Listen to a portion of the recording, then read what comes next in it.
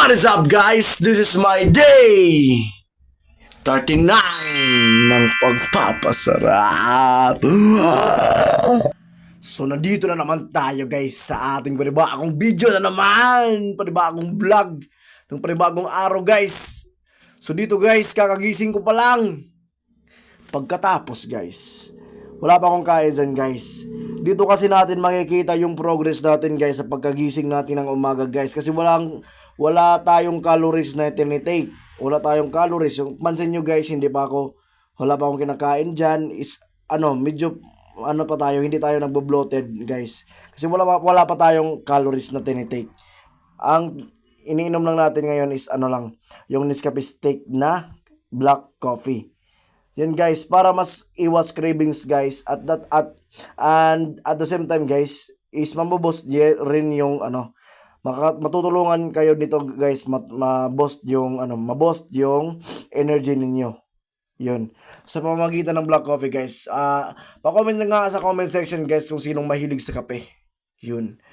At habang ako yung nagkakape guys, is nagpa-flex ako dyan guys. Kala mo naman kung sino guys, tingnan nyo.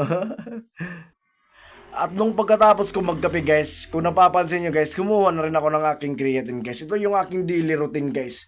Parang hindi na ako inuutusan guys. Yan yung daily ko, yung ginagawa ko. Nagkakape sa umaga kasi feel na feel ko yung progress guys pagkagising ko ng umaga guys. At pagkatapos ko ng kape guys, is nagtik na rin ako ng creatine guys. So, pinaulit-ulit ko sinasabi ko sa inyo guys na ang creatine guys is makakatulong ito sa pagpapasarap nyo guys. Kaya umorder na kayo guys. Make sure guys na sa Atlin Nutrition kayo guys mismo umorder guys. So, dito guys, lalagay ko sa comment section yung link guys. So, click nyo na lang guys. At katapos ko magkape guys at magtik ng creatine guys, is pumunta ako sa school guys. Tingnan nyo, yan. Nagpapakyut lang ako dyan.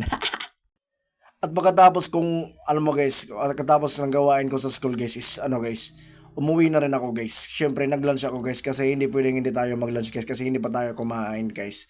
Kasi na-busy tayo guys. So ayun guys, bumili ako sa labas lang guys kasi nahobyan ako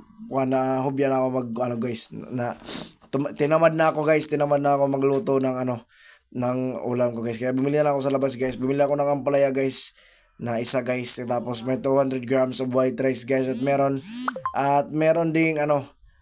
ding isda na hito. Yan yung kinain ko guys.